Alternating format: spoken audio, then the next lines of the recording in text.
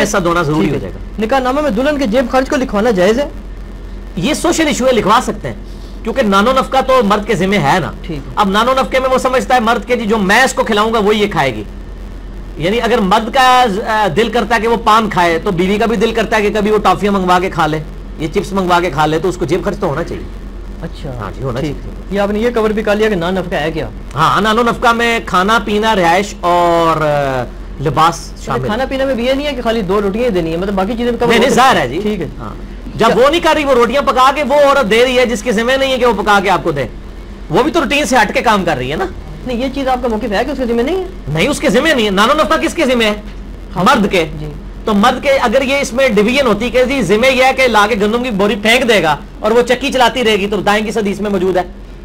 जब मैं आपको कहता हूं कि ये बंदा आपका मुलाजिम है, इसका खाना आपके जिम्मे है, आप अपनी दुकान पे रखें, तो आप क्या करते हैं? उसको लाके गंदम देते हैं कि इधर कूटे? क्या करते हैं? आप एक होटल से खाना लगवाते हैं उसका, यही करते हैं ना, उर्फे आम में यही समझा जाता है ना। तो बीवी का भी यही है, जब वो एक रूटीन से हटके आपके लिए रोटी आटा गूंद रही है, घर की सफाइयां कर रही है, बाकी मामलात कर रहे हैं, तो आपने भी अपनी रूटीन से हटके उसके साथ करना है दिलजोई। भाई ये जो सुन्नत से क्या साबित है? मतलब आप के घर में जो मैंने बता दिया मेरे भाई, बाल की खाल ना उतारे, सवाल जो मैंने वो सुन रहे हैं। ये इस वक्त औरतों के हकूक के ऊपर नहीं लेक्चर हो रहा, क्या आप सिर्फ पर्चियों कवर करें, आप लोगों के साथ ज्यादती ना करें, मुझे बार बार ना। क्या नफल तवाफ में औरत को चेहरे का पर्दा करना चाहिए या नहीं? नफल तवाफ में तो जरूर करना चाहिए, वो तो बुखारी में हदीस है कि एहराम की हालत में आप सल्लल्लाहु अलैहि वसल्लम ने फरमाया कि अपने निकाब उतार दो, दस्ताने उतार दो, जुराबें उतार दो, एहराम की हालत में। तो आम नफली तवाफ हो रहा होता है, वो एहराम की हालत में तो नहीं हो रहा होता, लिहाजा उसमें वो निकाब करे, जरूर करे, करना चाहिए। कुरान में मंजिल का क्या तस्वुर है, इसकी शरई हैसियत क्या है? कुरान की 7 मंजिलें सहाबा के दौर में ही हो चुकी थी। मेरा जो पहला लेक्चर है ना, कुरानिक लेक्चर 2010 अक्टूबर का, वो कुरान के तारुफ के ऊपर है डिटेल। उसमें मैंने बताया था कि ये मंजिलें हैं ना, ये सहाबा कराम के जमाने में थी। अच्छा। और आप देखें सूरत अल-फातिहा को आप कुरान का दिबाचा मान लेना, तो पहली मंजिल में 3 सूरतें हैं, दूसरी में 5 हैं, तीसरी में 7 हैं, चौथी में 9 है, और इस तरीके से 5वीं में 11 है, छठी में 13 है, और 7वीं में 65 है। वो भी 13 का मल्टीपल है, 13 मल्टीप्लाइड बाई 5। ये और चलती है बड़ी, और तकरीबन बराबर है ये से। सहाबा कराम एक हफ्ते में कुरान मुकम्मल किया करते थे, तो उन्होंने 7 मंजिलों में उसे डिवाइड किया हुआ था। बाद में जब ताबईन के दौर में, सहाबा के दौर के एंड में जब लोग सुस्त हो गए, तो फिर पारों की डिवीजन की गई, चलो रोजाना एक पारा पढ़ लें। फिर रुकुओं की डिवीजन मजमून के एतबार से उसी वक्त की गई। तो मंजिल ये है, अगर इस मंजिल, अगर एक वो मंजिल है जो तबलीग जमात वाले बांट रहे हैं, वो वजीफों वाली, तो वो तो इन्होंने खुद ही बनाई हुई है, उसकी कोई शरई हैसियत नहीं, सिवाय जो चीजें सुन्नत से साबित है। क्या ये सच है कि सैयदना आदम अलैहिस्सलाम के वक्त में चांद की 13, 14, 15 को रोजा रखा जाता था?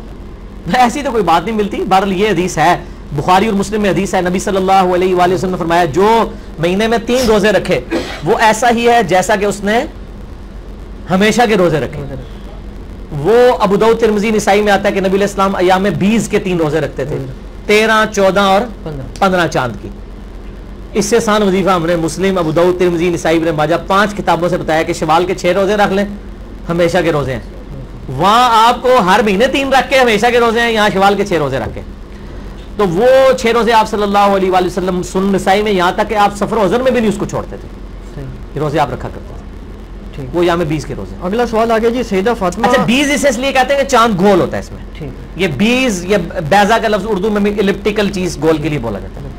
सैयदा फातिमा तुज़ारा सलामुल्लाह अलैहा का जनाजा किसने पढ़ाया था? रेफरेंस के साथ बताएं।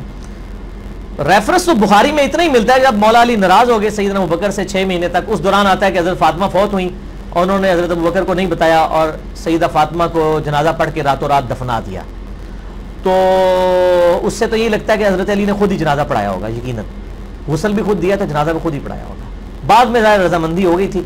अब मसला 55B है हदीस करतास पे, वो एक डिटेल वाला टॉपिक है, मैं आज उसकी डिटेल में नहीं जा सकता। ठीक, इतना ही रहे। क्या हजरत ज़ैनब सलामुल्लाह अलैहा ने बदुआ दी थी कि शिया क़यामत तक मातम करते रहेंगे? शिया आखिर क्यों सीना को भी कर रहे हैं? ये मैं सुन्नियों से पूछता हूँ कि शिया क्यों सीना को भी कर रहे हैं। मेरे ऑफिस में वो 5-6 सुन्नी इकट्ठे होकर आ गए, तो मैं नहीं जानता था कि ये मेरे लेक्चर्स देखते हैं। कुछ अहले हदीस थे, कुछ देवबंदी थे, कुछ बरेलवी थे। वो दूसरे ऑफिस से आए कि जी इंजीनियर साहब के साथ चाय पी लें।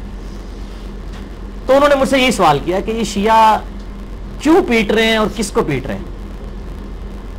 मैं तो पीट रहे हैं। अच्छा, उन सब ने ना एक कहका बुलंद किया। वो कहका इसलिए बुलंद किया कि उनको बात समझ आ गई कि मैं क्या कह रहा हूं। वो कहने लगे इंजीनियर साहब हम आपकी वीडियोस देखते हैं, हमें पता है। मेरे भाई, जब आप सल्लल्लाहु अलैहि वसल्लम की वफात के बाद हजरत हसन को जहर दे दिया गया,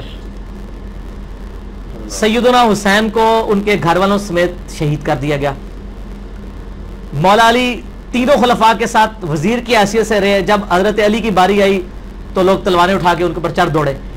जब आप अहले बैत के साथ कॉन्टिन्यूस ये मामला और फिर सुलह हसन के बाद से लेकर 60 साल तक मिंबरों पे सबो शतम हजरत अली पे होता रहा, तो सर इस का रिवेंज भी तो सामने आएगा ना।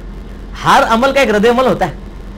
तो ये कहना जी वो यजीद पीटा था, उसने काले कपड़े पहन लिए थे, ये तो इन्होंने आले उमैया की बदमाशियों को छुपाने के लिए चीजें घड़ी हैं। शिया जो पीट रहे हैं, हमारे नजदीक तो मातम करना हराम है। मेरा तो क्लिप है मातम के ऊपर, मैंने तकरीबन 1 मिलियन के करीब लोग देख चुके हैं मातम के हक में 3 दलाइल और उनका जवाब। लेकिन इसकी रियलिटी को भी देखें। जिस तरह आज आप देख रहे हैं सियासी लीडरों के घरों के बाहर भी तो लोग मातम कर रहे हैं, उनको सैयदा ज़ैनब ने बदवा दी हुई है। वो पीट रहे हैं कि हम पूरी जिंदगी आपकी पार्टी के साथ अटैच रहे हैं, अब लोटे आ गए, आपने टिकट लोटों को दे दिया है, तो वो हम कहेंगे ना उन लीडरों को ही पीट रहे हैं। ठीक है ना। तो ये शिया भी जनाब ਤੁਹਾਨੂੰ पीट रहे हैं कि तुसी जनाब अहले बैत ने जो कुछ किया है। ठीक हो गया जी, बस इसको इसी पे रहने दे। बाकी मेरा वाकया करबला वाला रिसर्च पेपर आप पढ़